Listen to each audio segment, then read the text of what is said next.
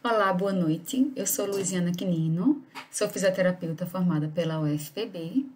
Atualmente sou pesquisadora da Fiocruz, do Instituto Ageu Magalhães, e nossa aula de hoje é sobre a epidemiologia e processo saúde e doença. Começando com uma questão mais conceitual, o que significa epidemiologia? Ep significa sobre, e aí estamos tratando da questão etimológica da palavra. Demo, população e logos tratado, o que significa que epidemiologia é o estudo do que afeta a população. Então, dentro da epidemiologia nós temos alguns conceitos importantes que precisam ficar na nossa cabeça antes de passar para outros assuntos. Então, veja só. A epidemiologia ela parte de um pressuposto de que os agravos à saúde eles não ocorrem ao acaso na população. Certo? O que interessa para a epidemiologia é que a distribuição desigual dos agravos à saúde é produto de ação de fatores que se distribuem desigualmente na população e que o conhecimento dos fatores determinantes da saúde e da doença permite direcionar medidas preventivas e curativas a alvos específicos. Então, partindo desse pressuposto de que os agravos não ocorrem ao acaso na população, nós temos essas duas premissas aí que foram citadas, ok? Ainda dentro de conceitos importantes, nós temos o que significaria, então, distribuição de doenças, certo? Conceitualmente, é o estudo da variabilidade da frequência das doenças de ocorrência em massa em função de variáveis ambientais e populacionais ligadas ao tempo e espaço. E o que são variáveis? Fica aí pensando, vamos lá. Tenho aqui mostrando essa figura e ela me mostra o que é aqui. Aqui embaixo está dizendo que se trata de casos notificados de dengue no estado da Bahia, ok? Beleza. Mas, eu olhando para essa figura, o que é que eu posso falar sobre ela, certo? Existe variabilidade nos casos de dengue? Certo? Então, estamos falando de variável e variabilidade. Qual a variável de interesse ou desfecho? E o que é uma variável de interesse ou desfecho? Quais as variáveis implicadas na variabilidade do desfecho? Então, veja, existe variabilidade, fica óbvio, né? Existe variabilidade tanto de tempo, certo? Que está aqui em cima, quanto de espaço. Variáveis ligadas à pessoa a gente não tem aqui, mas temos tempo e espaço. E o que é que a gente pode falar aqui? Que a dengue, ela estava bem localizada em 94, no sul da Bahia, mas quando veio para o ano de 2000, ela estava praticamente distribuída em todo o território. Então, a gente trabalhou aqui com a variável desfecho, que foi dengue, e variáveis ligadas ao tempo e espaço, mostrando como elas atuam, fazendo com que a dengue varie, né? Como foi que eu observei, aliás, a variação da dengue nessas duas variáveis, que não são as desfechos, são as outras variáveis, as independentes, ok? Então, vamos lá. Conceitos importantes ainda. A epidemiologia sempre volta o seu olhar para a ocorrência em escala massiva de doença e de não doença, certo? Então, a não doença ela pode ser doenças infecciosas, podem ser doenças não infecciosas e podem ser agravos à integridade física, ok? E então, continuando nosso raciocínio, então, como é que ocorre a passagem de um estado de completo bem-estar físico, mental e social, ou seja, o que a gente conhece como saúde, conceitualmente, para um estado de doença? Aí é onde a gente entra no conceito de processo saúde e doença, que vem a ser o quê? Nas coletividades, interessa entender a interatividade entre os processos sociais que criam um ambiente favorável para a ocorrência de um desgaste biológico que vai culminar em estados de não saúde. Então, aí a gente tem interatividade entre processo social e isso aí o que é que faz causar um desgaste biológico no ser humano para que ele venha a adoecer, certo? Então, a gente tem esse conceito que para a gente se torna bem amplo e bem adequado ao que a gente conhece hoje. Mas, e aí? O que seria processo saúde e doença na cabeça de vocês? Já falei, mas eu quero que vocês vão pensando aí na cabeça, certo? Então, vamos lá. O que é que causa as doenças, além do agente etiológico, daquelas que têm agente etiológico, porque tem umas que não têm um agente etiológico vivo, ou um vírus, por exemplo, que não é vivo, certo?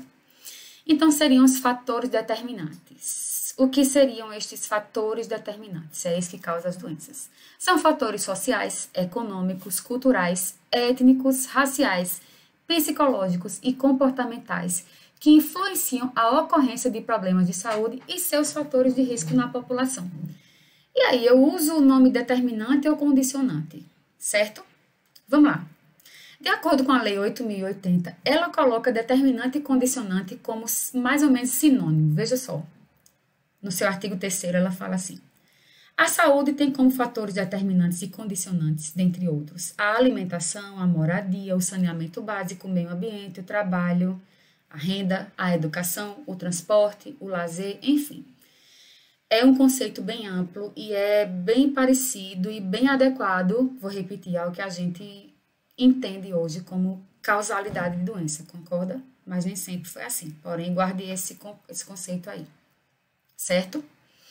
Mas ainda indo naquela dialética entre o que é condicionar e determinar, vamos lá. De acordo com o dicionário Aurélio, condicionar é regular a natureza, existência ou comportamento de algo. Impor condição, estabelecer algo como condição de. E determinar é atuar como elemento gerador de. Então, veja que é como se condicionar estivesse conceitualmente e etimologicamente incluído dentro de determinar. Mas determinar não está incluído dentro de condicionar, ok? Então, vamos lá. Ainda dentro de conceitos importantes, isso aí são conceitos que vocês devem ir guardando na cabeça para a gente chegar no nosso... depois nas nossas conclusões da aula, certo? O que seria prevenção? Prevenção é empregar medidas de profilaxia a fim de que indivíduos sadios venham a adquirir doenças. No caso, seria não adquirir. Controle. Reduzir a incidência de doenças e agravos a níveis mínimos. Erradicação é não ocorrência de doença. E promoção são ações sobre condicionantes e determinantes sociais de saúde dirigidas para impactar favoravelmente a qualidade de vida. Veja que isso aí tem a ver com o que a gente vinha falando antes e também vai ter a ver com o que a gente vai falar no futuro. Então, guarda também, beleza? Aí vamos lá, vamos entrar na nossa disciplina, né? O que seria, então, o conceito de epidemiologia? A epidemiologia é uma ciência que estuda o processo saúde e doença em coletividades humanas, já trabalhamos o que é esse processo saúde e doença, analisando a distribuição e os fatores determinantes do risco de doenças, agravos e eventos associados à saúde, propondo medidas de prevenção, controle ou erradicação de doenças, danos ou problemas de saúde, e de proteção, promoção ou recuperação da saúde individual e coletiva, produzindo informações e conhecimento para apoiar a tomada de decisão no planejamento, administração e avaliação de sistemas, programas e serviços de saúde. Ou seja, a epidemiologia é praticamente tudo na vida de um sanitarista, concordam? Vamos lá.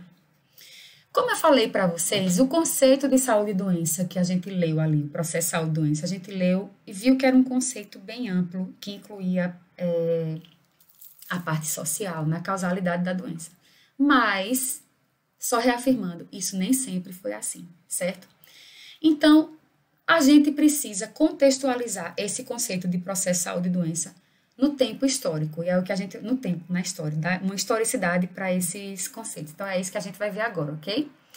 A partir dos paradigmas explicativos do processo saúde e doença. O que é que causa as doenças?